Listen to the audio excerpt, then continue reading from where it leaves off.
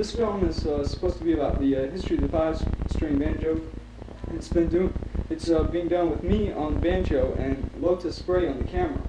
And this is my first time performing with the banjo instead of the camera. So I'm quite nervous, and I talk to the camera, not to an audience, but I talk to Lothar, if he can hear me.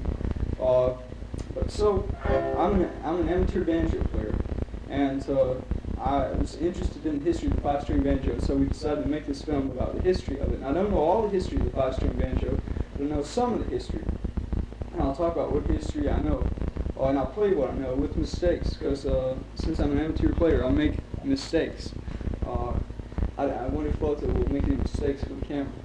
I won't. But, well, the history of the banjo began with the Egyptians. The banjo, in the sense that it's an instrument which uses a drum for the sounding box and a neck with strings on it to change pitch. And it went around the world. It went with the Arabs, and it went into Africa. It went into the East. And in Japan, there's an instrument which has this type of sounding box called samsang. There's another instrument in China. I think there's an instrument somewhere in Asia that's played horizontally like this with a stick, and it's fretted and changed that way. But supposedly, the five-string banjo, which is this type of banjo, which has this little peg, which is like a drone string, which allows for a sort of syncopation, because you can keep repeating it like that. Well, that type of banjo is supposedly the American instrument, the only American instrument, being that it was brought to America by the slaves, and by the black slaves. Well, I don't know anything about black slave banjo music, and I've been curious to find out, but as far as I know, there's no recordings of history of slave music on the banjo, except the interesting thing is that supposedly one of the things that introduced the idea of syncopation, well, my idea of syncopation is something like but a broken up beat was introduced into Western music by the black slaves who played the banjo, especially. They played a lot of other things as well, but there's no recorded history of that. So I don't know if we're getting to the end of the first row, but the supposedly the original style of banjo playing slaves played was sort of like this. So they originally played banjos which were made out of gourds, which had sticks in the end of the gourd, and they had a drum head, animal hide, stretched across the gourd. They didn't have frets, right? And the frets are what make it easy. They're like keys on a piano, right? When you push down on the frets, it makes the note precisely. It's not like a violin, where your finger has to make the note precisely. But the slaves played these banjos made out of gourds and without frets, and not made in a factory. And they must have been pretty good, because it really influenced people. Thomas Jefferson, for one, said that he noted that the Negroes in Virginia, played music on the banjo, and that's the type of banjo he was talking about.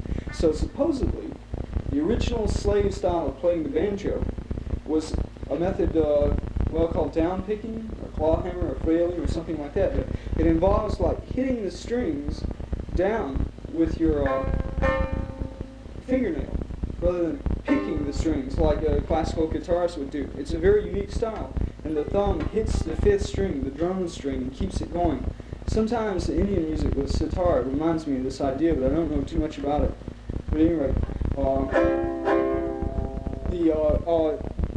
I don't know any slave tunes played that way, or how to do it or anything, but this style of playing was preserved in the Appalachian Mountains in the southern United States by older white people who maybe took some parts of the slave culture and weren't influenced by the media, and so they kept it. And they used it for sort of Scottish and Irish tunes.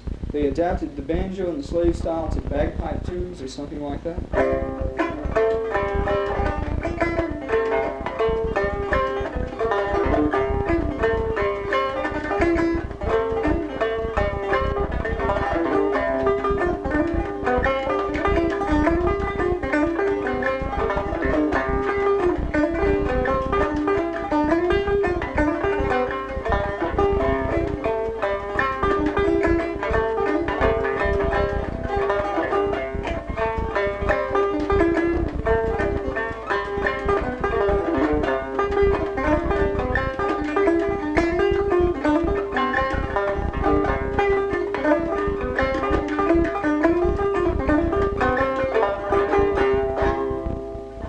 that's the Arkansas Traveler. I don't play that style very well. It's very difficult to come down and hit notes exactly like that.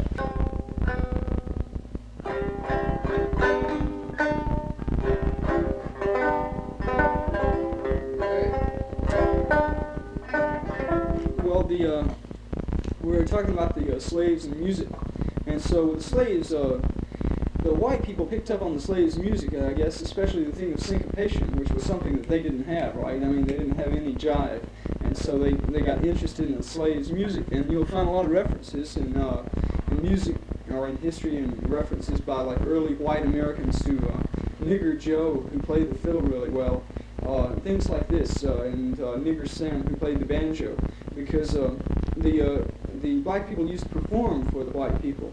Mostly that meant the fiddle. The banjo was a pretty low-down instrument. It was only like heard out in the slave quarters where the black people lived, not in the white person's house. But eventually white people did get into it. And I'm not sure exactly when, but it came with the minstrels. First of all, the minstrels maybe were white people, white musicians who would go out and live with black people, I guess, for a little while, and pick up on their music and sort of take it back to Boston and push it, you know. And they performed in blackface a lot of times. So now, like a lot of their tunes, like My Pickaninny Days, or they say the first published ragtime pieces were by white people rather than black people who invented ragtime. And well, I'm at a loss for what to say. So at any rate, the minstrels, a lot of their stuff seems very racist now. Like a lot of their tunes were like My Pickaninny Days, or the Darky's Frolic, or the Darky's Honeymoon, things like that. Those are banjo tunes. And but they did carry something of the idea of black culture to the white people, and the white people became struck that it was very different. So they picked up on banjo, and the banjo started being played as a folk instrument by white people as well. And the first style of playing was by black people. It was in the style of the tune which I just played, and one of the people who played that style was Horace Weston, who was this black guy who didn't read music, and who played a banjo without frets, and he played in this old slave style of playing. And he was a minstrel. He became very famous, and he toured around. He hooked it. He got involved with this guy named S.S. Stewart, who was the first great commercial banjo maker and a banjo publicizer.